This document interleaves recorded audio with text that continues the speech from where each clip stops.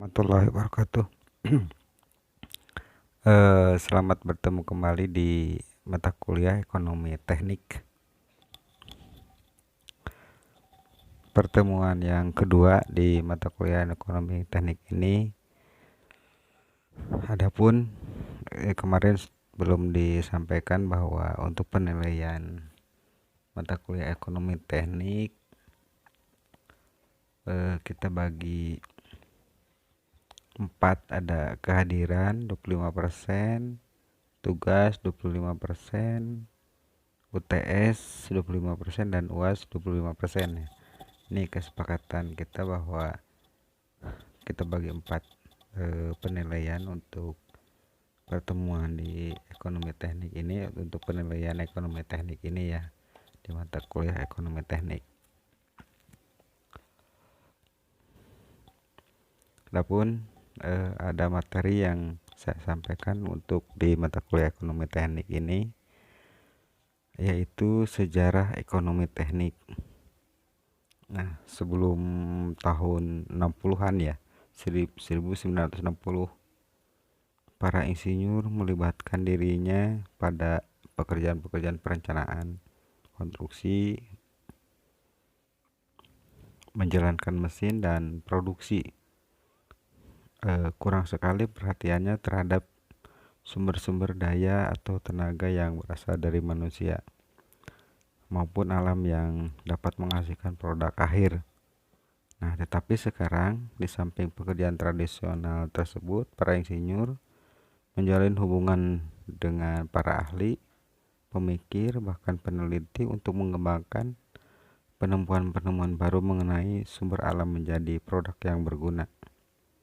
Nah, para insinyur tersebut diharapkan tidak hanya menghasilkan penemuan-penemuan tersebut, tetapi juga diharapkan untuk dapat membuat analisa finansial yang bermutu dari hasil implementasinya tersebut.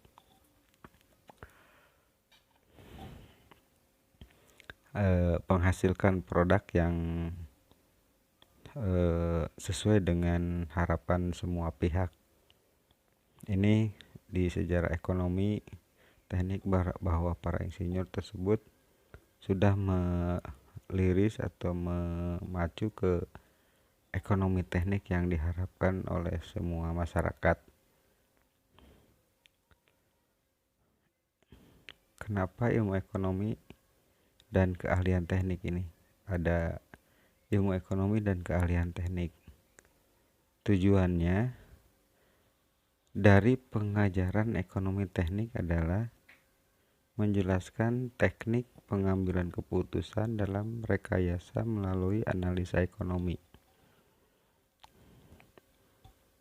Inti dari ilmu ekonomi dan keahlian teknik ini adalah suatu pengambilan keputusan yang didasarkan pada perbandingan nilai-nilai harga dari beberapa alternatif rangkaian kegiatan sehubungan dengan keputusan pembiayaannya.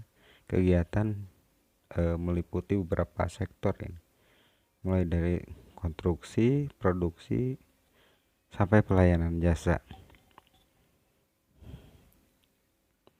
Sedangkan keputusan yang diambil meliputi beberapa aspek investasi tenaga manusia, aspek investasi peralatan, bahkan sampai investasi permodalan. Secara umum, definisi mengenai ilmu ekonomi teknik adalah suatu studi mengenai bagaimana manusia dan masyarakat sampai kepada memilih yang terbaik dengan atau tanpa menggunakan uang, untuk menggunakan sumber-sumber produksi yang langka diperoleh dan mempunyai beberapa alternatif kegunaan untuk memproduksi beberapa macam komoditi dan mendistribusikannya untuk keperluan konsumsi, baik untuk sekarang maupun untuk yang akan datang. Di antara macam rakyat dan golongan dalam masyarakat. Yang kedua, ilmu ini menganalisa biaya-biaya dan keuntungan-keuntungan mengenai perbaikan, percontohan alokasi sumber-sumber daya tersebut. Ini menurut Dr. Paul.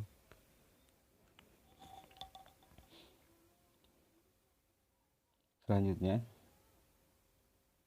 definisi teknik.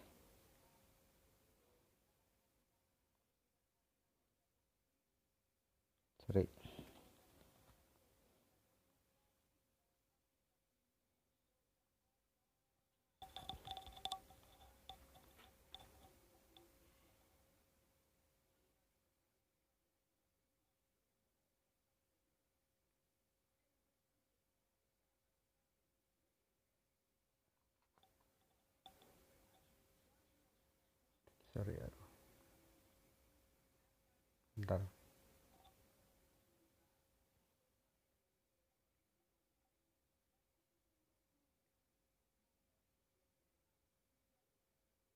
Definisi keahlian teknik.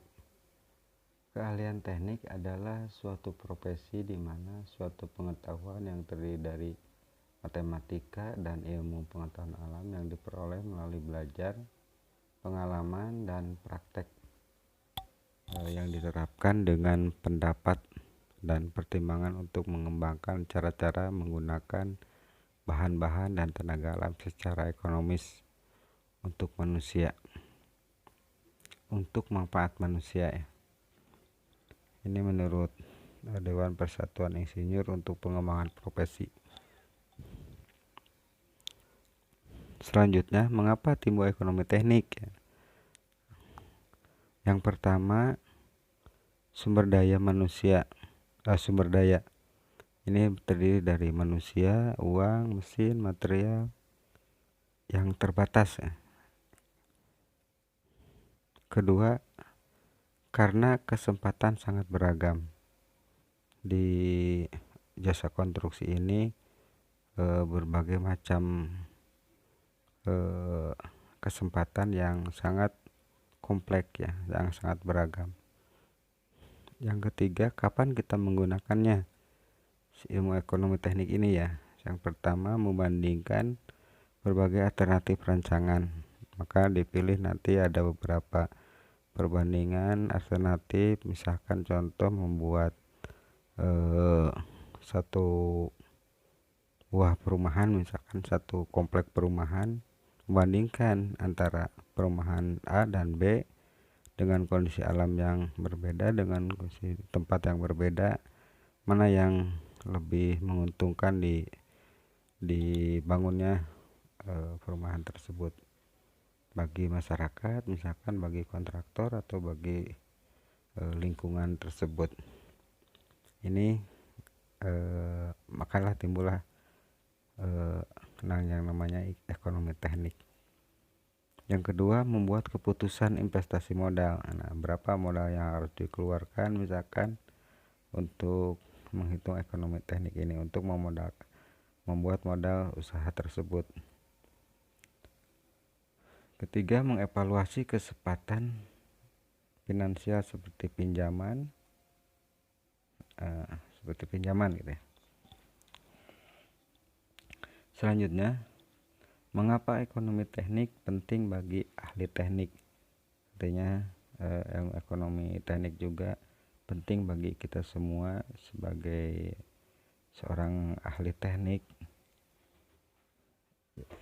Keputusan yang dibuat ahli teknik biasanya merupakan hasil dari pemilihan satu di antara beberapa alternatif. Keputusan menunjukkan pilihan bagaimana sejumlah uang diinvestasikan dengan cara yang terbaik. Sejumlah uang tersebut juga disebut sebagai modal ya, yang jumlahnya biasanya terbatas untuk mencapai tujuan yang lebih besar. Kedua, keputusan bagaimana menginvestasikan modal akan secara bervariasi memberikan perubahan di masa mendatang dengan harapan akan lebih baik. Peran ekonomi teknik dalam pengambilan keputusan. Pertama, ingat bahwa manusia yang membuat keputusan, bukan alat. Intinya segala sesuatu itu bagaimana kitanya untuk memutuskan bahwa ini sesuai atau tidak ya, sesuai dengan peran ekonomi teknik tersebut. Yang kedua, ekonomi teknik adalah seperangkat alat yang membantu pengambilan keputusan, tetapi tidak dapat membuat keputusan untuk manusia. Ekonomi teknik terutama didasarkan pada perkiraan kejadian di masa mendatang, harus berhubungan dengan risiko dan ketidakpastian. Analisa ekonomi teknik ini perkiraan yang terbaik dari apa yang diharapkan akan terjadi. Yang ketiga, keputusan diambil berdasarkan prosedur dan proses yang sistematis secara terukur. Ini peran dari ekonomi teknik dalam pengambilan keputusan. Prosedur pengambilan keputusan pada ekonomi teknik ini: 1. Mengidentifikasi atau memahami persoalan dengan baik.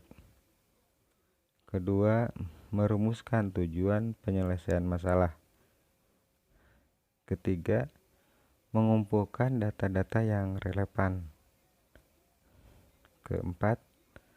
Mengklasifikasikan ya, antara klasifikasi dan validitas kebenaran data yang terkumpul.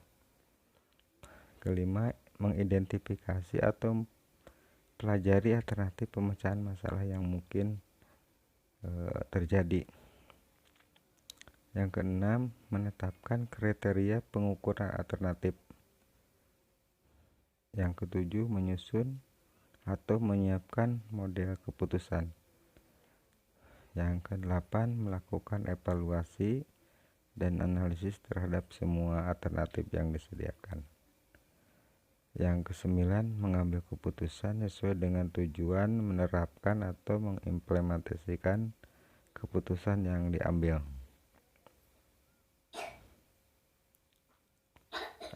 Ada beberapa sudut pandang ahli ekonomi teknik.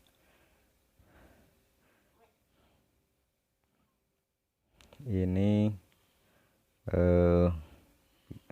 sudut pandang yang berbeda antara orang akuntan atau orang ekonomi melihat biasanya ke masa lalu untuk menghitung, mengevaluasi segala macam untuk akuntansi.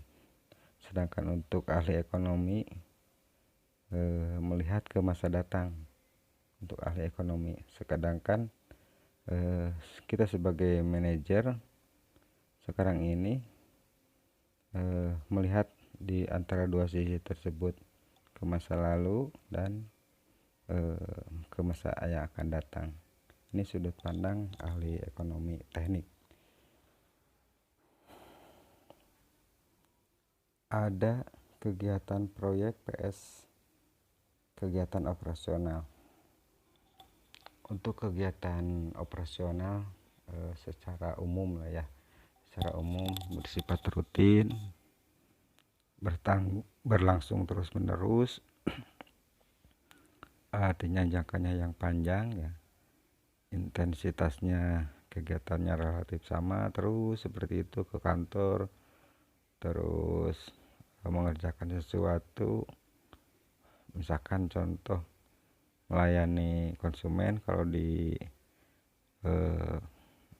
perdagangan, atau menjual jasa ya, melayani konsumen dan sebagainya, terus berulang-ulang gitu. Ini untuk kegiatan operasional kantoran lah, artinya kantorannya.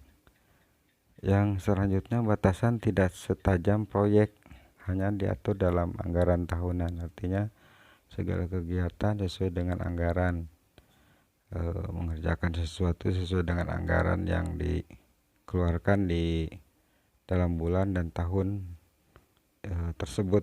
Ini yang selanjutnya, tidak terlalu banyak macam-macam atau kegiatan. Yang ke selanjutnya penekanan pada jalur vertikal. Contohnya ini untuk kegiatan operasional ini pekerjaan administrasi, kantor, pabrik dengan produk yang bersifat standar.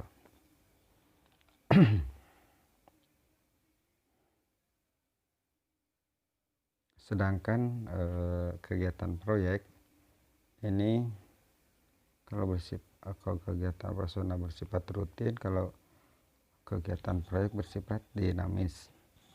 Sedangkan untuk berlangsungnya terus-menerus ini untuk kegiatan operasional, sedangkan untuk kegiatan proyek berlangsung hanya dalam kurun waktu yang sudah ditentukan ya. Misalkan 3 bulan, 6 bulan, 1 tahun, 2 tahun ya. Ini waktunya sudah ditentukan di awal perencanaan.